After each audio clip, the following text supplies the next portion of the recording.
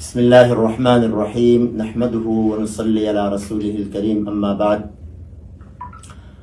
آج ہماری بڑی خوش قسمتی ہے کہ ہمارے درمیان عالم مبلغ اور ہزاروں شاگردوں کے استاذ مربی حضرت مولانا محمد الیاس گھمن صاحب تشریف فرما ہیں۔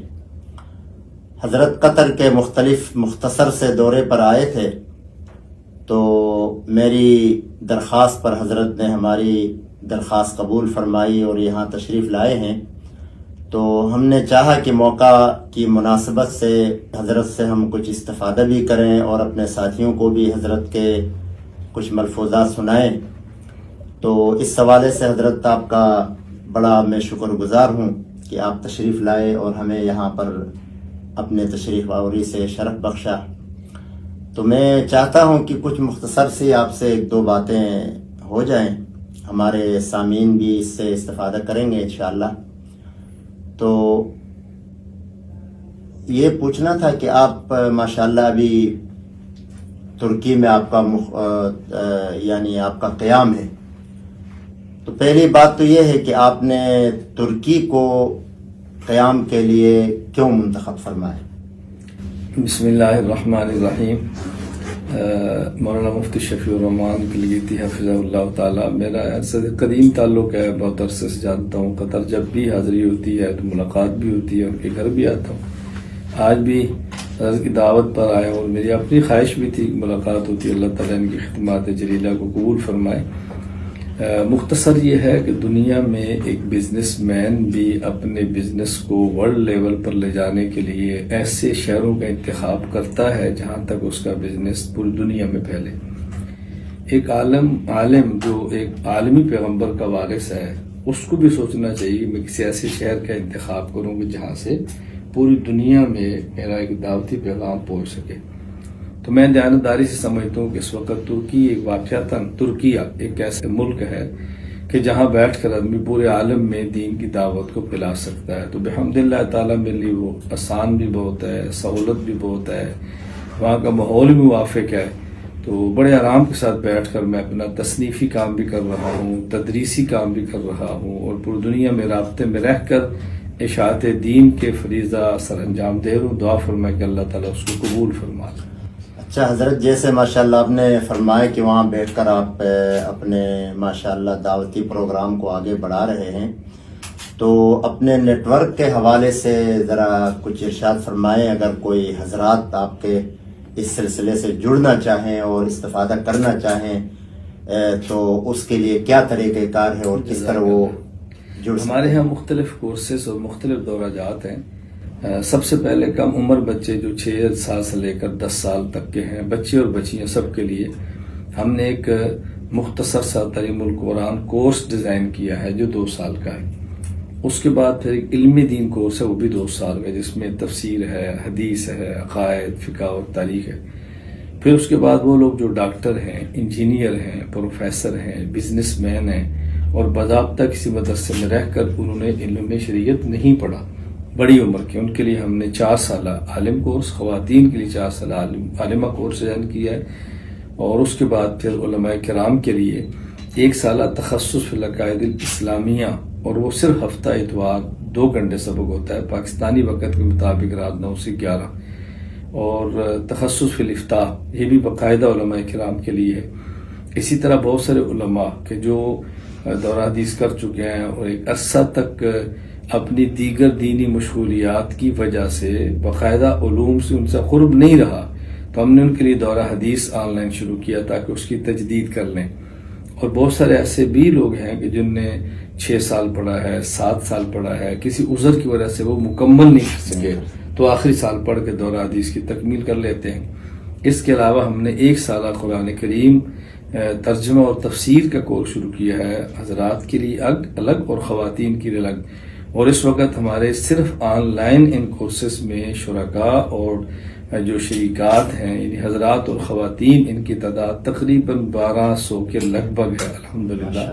اس کے لیے احناف میڈیا سروس ہماری موجود ہے، ہمارا اشتہار بھی آ جاتا ہے، ذاتی طور بھی ساتھی رابطے کے اندر رہتے ہیں، تو جو جس کورس کے اندر شرکت کرنا چاہے وہ کرتا ہے۔ اس کے علاوہ ہمارے پھر شارک کورسز پورا سال چلتے ہیں، ختم نبوت کورس ہے، دفاع صحابہ کو مقام دفاع صحابہ کورس ہے، حیات عیسیٰ کورس ہے، اور مختلف موضوعات ہیں۔ ایک میں نے مستقل ایک سلسلہ شروع کیا خلفائے راشدین کا، اور اس کے بعد معاویہ رضی اللہ عنہ، حسن حسین رضی اللہ سب کا، کہ باقاعدہ 3 دن 2 گھنٹے کا سبق ہوتا ہے، پھر وہ سبق اپلوڈ بھی ہوتا ہے، اس کے بعد باقاعدہ کتابی صورت میں بھی آتا ہے۔ تو ہماری خواہش ہے کہ ہم خلفائے راشدین، حضرت معاویہ، حضرت حسن، حضرت حسین رضی اللہ عنہ بطور خاص، اور اس کے بعد پھر ازواج مطہرات اور بنات طیبات طاہرات کے اوپر ایک ایک مستقل سبق ہو، کتاب ہو، اور اس کے علاوہ پھر عقائد کے حوالے سے اس وقت تقریباً یوں سمجھیں کہ 6 باضابطہ کتب ایسی ہیں عقائد کی جو میری طرف سے تیار ہو چکی ہیں، ان میں 2 چھپ گئی ہیں اور 4 چھپنے کے مراحل میں۔ سب سے پہلے العقائد الاسلامیہ، عقیدے پر کتاب، اردو میں ہے اسلامی عقائد، اس کے بعد پھر ہے کتاب العقائد، پھر حضرت شاہ ولی اللہ رحمہ اللہ کتاب العقیدۃ الحسن، اس کی شرح ہے شرح عقیدہ حسنہ، پھر علامہ نصفی کی ہے العقائد النصفیہ، اس کی شرح عقیدہ نصفیہ، پھر امام طحاوی کی ہے عقیدہ طحاویہ، اس کی شرح عقیدہ طحاویہ، پھر ہے الفقہ الاکبر امام اعظم ابو حنیفہ رحمہ اللہ کی، اس کی شرح فقہ الاکبر ہے۔ یہ چند کتب میں بتا رہا ہوں جو کتب عقائد ہیں۔ باقی دروس القرآن کے نام پر 5 جلدوں میں میرے دروس باقاعدہ جو آیات عقائد اور احکام پر مشتمل ہے وہ چھپ چکے ہیں، پاکستان سے بھی ہندوستان سے بھی۔ خلاصۃ القرآن تراویح کے لیے ہمارے یہاں چھپ چکا ہے۔ ترجمۃ القرآن انشاءاللہ مارچ 2024 کو مکمل ہوگا اور چھپنے کے مراحل میں چلا جائے گا۔ پھر اس کے بعد تفسیر پر کام کا ارادہ ہے، وہ بھی کرنا ہے، اور اس کے علاوہ پھر مثلا اصول عقائد، اصول تاریخ، اصول تفسیر، اصول حدیث، اصول افتاء، اصول اسماء الرجال، اصول تجوید، یہ ایسے ہیں جو اصولوں پر میری طرف سے کام مکمل ہے، فائلیں تیار ہیں، لوگ اسے استفادہ کر رہے ہیں، اور انشاءاللہ رمضان کے بعد ایک چھپنا بھی شروع ہو جائیں گی۔ اور اس کے علاوہ 50 کے لگ بھگ فائلیں باضابطہ میں نے مسائل پر تیار کر دی ہیں، اور ہمارا ارادہ ہے کہ انشاءاللہ 1 سال اور لگے گا، تصنیفی کام کو مکمل کریں گے، اور کورسز کا ہم جال پوری دنیا میں پھیلائیں، نیٹ ورک بنا دیں گے، تاکہ لوگ اس دور میں جیسے آپ فرما رہے تھے بہت سے لوگ ہیں جو مساجد میں نہیں آتے، مصروفیات کی وجہ سے وقت کم ہوتا ہے، نماز کے بعد چلے جاتے ہیں، تو گھر بیٹھ کے وہ آن لائن استفادہ کرتے ہیں۔ اللہ تعالی ہم سب کو اپنے دین کی عالی خدمت کے لیے، مقبول خدمت کے لیے قبول فرمائے۔ آمین آمین۔ حضرت ماشاءاللہ آپ کی خدمات تو معروف ہیں، پوری پاکستان سے باہر بھی بہت بڑی دنیا آپ کو جانتی ہے۔ تو حضرت ماشاءاللہ تعدد ازواج کے حوالے سے بھی ماشاءاللہ ان کی 4 شادیاں مکمل ہیں۔ تو میں تو یہ کہتا ہوں جو بعض لوگ بدنام ہیں اس حوالے سے، اس میں حضرت ہیں، میں بھی ہوں، مفتی طارق مسعود صاحب تو ہیں، وہ بھی ہیں، ابھی قریب میں ان کی سنا ہے کہ ان کی بھی 4 پوری ہو گئی ہیں۔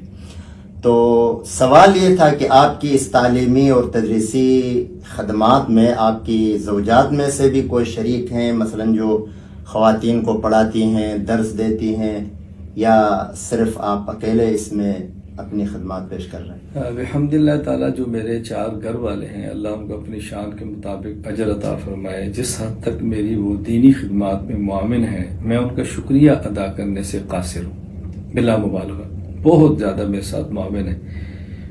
میرے یہاں شادی کا بنیادی مقصد یہ تھا کہ میرا حلقہ مردوں کا ہے اور اسی طرح خواتین کا بہت زیادہ ہے۔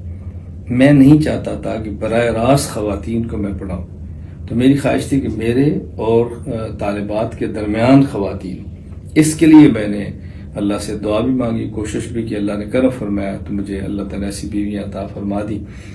اب ہمارے یہاں جو میری پہلی اہلیہ ہے وہ عالمہ نہیں ہے، لیکن اس حوالے سے بہت خوش قسمت ہے کہ اس کے والد عالم بھی ہے، حافظ بھی ہے، بھائی ان کے عالم بھی ہیں، حافظ بھی ہیں، بہنیں حافظہ بھی ہیں، عالمہ بھی ہیں، بیٹیاں اور بیٹے اس کے حافظ بھی ہیں، عالم بھی ہے، شوہر بھی اس کا بھائی حافظ اور عالم ہے، یعنی اس کے اطراف سے حفاظ علماء ہیں۔ تو میرے اس کورسز میں جو میرے ساتھ باقاعدہ پڑھاتی ہیں، اس میں میری 3 بیویاں ہیں، میری 2 بیٹیاں ہیں، اور ایک میری منہ بولی بہن ہے، سگی نہیں لیکن بہن ہے، اور پورے پردے کا اہتمام کرتی ہیں، یہ ہمارے ساتھ پڑھنے والی خواتین کو پتہ ہے۔ تو پوری دنیا میں جو خواتین ہمارے سبق پڑھتی ہیں ان کے علم میں ہے، اور کوئی معمولی سا بھی اگر ہمارے گھر میں اس حوالے سے اختلاف ہوتا تو یقیناً پڑھنے والی طالبات کے علم کے اندر ہوتا۔ اور یہ میرا کمال نہیں ہے، یہ میں سمجھتا ہوں 3 زوجات، یہ 3 بیویاں اور 2 بیٹیاں، یہ 5 پڑھاتی ہیں، اور ایک منہ بولی بہن جو شرعی پردہ مجھ سے کرتی ہیں اور اس پردے کے دائرے میں رہ کر وہ کام کرتی ہے. تو اللہ تعالیٰ جزائے خیر عطا فرمائے ہماری بیویوں کو بھی، میری بیٹیوں کو بھی، جو میرے ساتھ بہت تعاون کرتی ہیں. اور اگر واقعتاً ان کا تعاون میرے ساتھ نہ ہوتا تو جس سٹیج پر میں آج بیٹھ کے کام کر رہا ہوں شاید کام نہ کر پاتا. اللہ ان کو بھی اس کی ماشاءاللہ. جیسے وہ ایک کہاوت مشہور ہے کہ ہر کامیاب مرد کے پیچھے کسی خاتون کا ہاتھ ہوتا ہے، آپ کے پیچھے تو ماشاءاللہ کافی سارے ہاتھ ہیں. تو آخری ایک سوال آپ سے یہ ہے کہ موجودہ جو حالات پوری دنیا میں فلسطین کے حوالے سے چل رہے ہیں، مسلمانوں کے درمیان ایک انتہائی خلفشار اور انتہائی غم اور انتہائی یعنی غمگین صورتحال ہے، تو اس حوالے سے آپ کیا اس کا مستقبل کس انداز میں دیکھتے ہیں؟ جیسے ابھی عالمی قوتیں اس میں شامل ہو چکی ہیں، عالم کفر تو بالکل سر عام اسرائیل کا ساتھ دے رہا ہے، جبکہ مسلمان بیچارے کچھ ممالک اس میں ترک ہے، ترکیہ ہے اور قطر بھی ہے، اور یہ دونوں ملک تو ماشاءاللہ کھلے عام فلسطین کا ساتھ دے رہے ہیں، اور بہت سے ممالک دینا چاہتے ہیں لیکن کچھ رکاوٹیں ہیں. عوام تو الحمدللہ سب مجاہدین کے ساتھ ہیں یا مظلومین کے ساتھ ہیں. تو اس کا مستقبل آپ کس انداز میں دیکھتے ہیں؟ میں سمجھتا ہوں کہ اس قسم کے حالات یہ پریشان کرنے والے نہیں ہوتے، اس قسم کے حالات بندے کو کھڑا کرنے والے ہوتے ہیں. ان حالات میں پریشان ہو کر لیٹ جانا کوئی جوان مردی نہیں ہے. ان حالات کا جرأت کے ساتھ، ہمت کے ساتھ مقابلہ کرنا جوان مردی ہے. اس موقع پر پوری دنیا کے مسلمانوں کو اپنی اپنی حیثیت کے مطابق اپنا کردار ادا کرنا چاہیے. حکمرانوں کا کردار انہوں نے ادا کرنا ہے، ہمارے اختیار میں نہیں ہے. علماء نے اپنا کردار ادا کرنا ہے، عام لوگوں نے اپنا کردار ادا کرنا ہے. یہ البتہ میں ضرور کہوں گا پوری دنیا میں بسنے والے اپنے مسلمان بھائیوں سے اور بہنوں سے ایسے موقع پر جذبات سے نکل کر اپنے اپنے ملکی قوانین کو نہ توڑ بیٹھیں. کہیں ایسا نہ ہو کہ آپ ان کا تعاون بھی نہ کر سکیں اور خود مشکلات کے اندر شریک ہوں. دعاؤں کا اہتمام ضرور کرنا چاہیے کہ اللہ تعالیٰ دنیا بھر کے مظلوم مسلمانوں کی مدد فرمائے. مظلوم تو مظلوم ہوتا ہے، مسلمان ہو یا کافر ہو، جس پر ظلم ہو. اگر ظالم کافر ہو تو پھر آپ اندازہ فرمائیں کہ مظلوم کے ساتھ کس قدر ہمیں کھڑے ہونے کی ضرورت ہے. اللہ تعالیٰ ہمیں اپنے اپنے فرائض انجام دینے کی توفیق عطا فرمائے. جزاکم اللہ خیر. آخر میں آپ کا میں تہ دل سے شکریہ ادا کرتا ہوں کہ آپ تشریف لائے. اللہ تبارک و تعالیٰ آپ کی تمام ان خدمات جلیلہ کو قبول فرمائے اور ہم سب کو اسی طرح دین کی خدمت کرنے کی توفیق عطا فرمائے. جزاکم اللہ.